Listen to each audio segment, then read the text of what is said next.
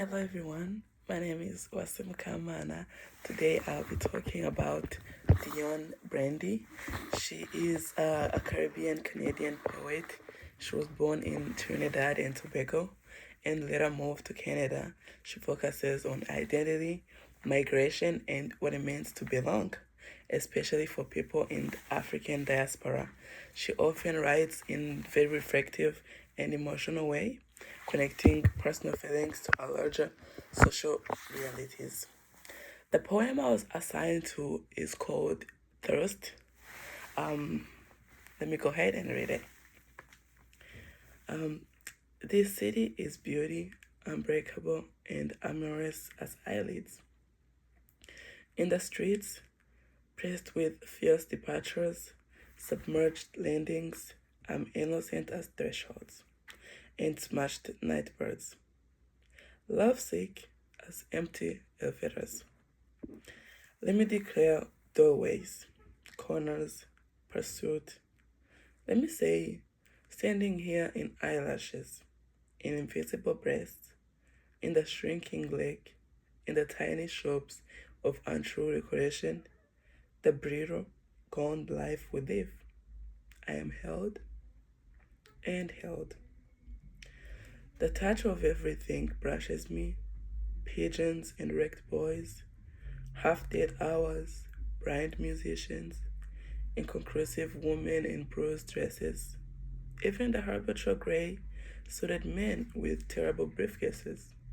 How come? How come I anticipate nothing as intimate as history?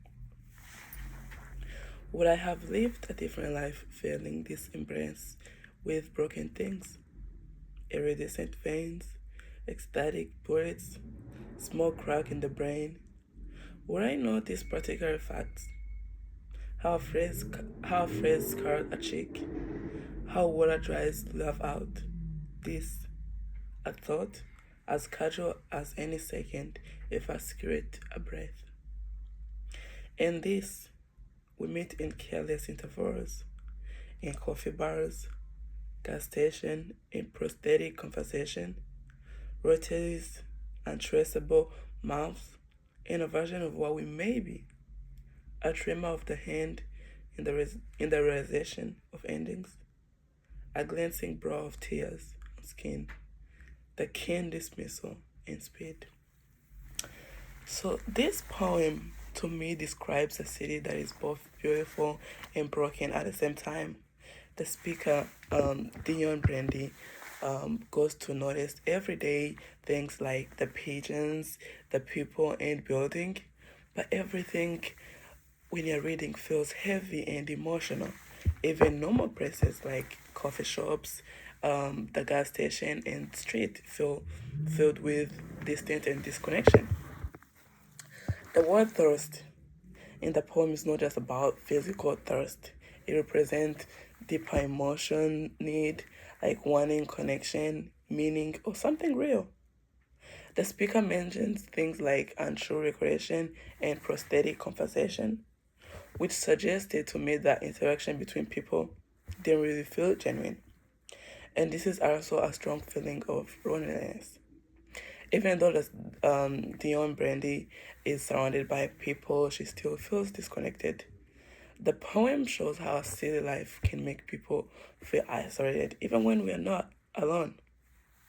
And overall, to me, this poem was about longing for connection, the truth, and meaning, and about how hard it is to find those things in a world that feels so distant and artificial. So, this poem is important for the African literacy study because it shows the emotion experience of living in the diaspora, especially in urban spaces. It highlights how identity and belonging can feel unstable and disconnected. The poem also reflects how history and social conditions can shape a personal emotions, even in everyday life. It gives insights into the Black experience that are not always visible, like loneliness and emotional disconnect. And overall, it helps us understand the deeper psychological side of the African identity. My personal impact when I was reading this poem after I got the email from our Professor Tyler that that's what I'll be um, presenting on or reading to you guys on.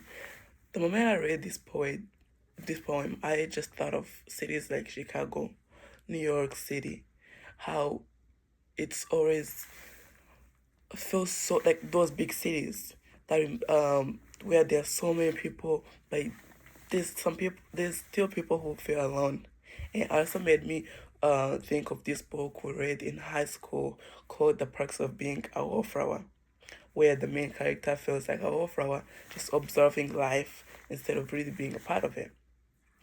I feel like the speaker, Dionne Brandy, in this poem is similar. She's surrounded by people and activities, being in a big city, but still feels disconnected somehow. So even in the busy city that we all live in, or she was also in, someone can feel invisible or not fully included. And that really stood out to me because it showed how loneliness is not just about being alone physically, but also emotionally. Thank you guys so much for listening. I hope this poem taught you guys anything or you feel connected in it somehow. Thank you.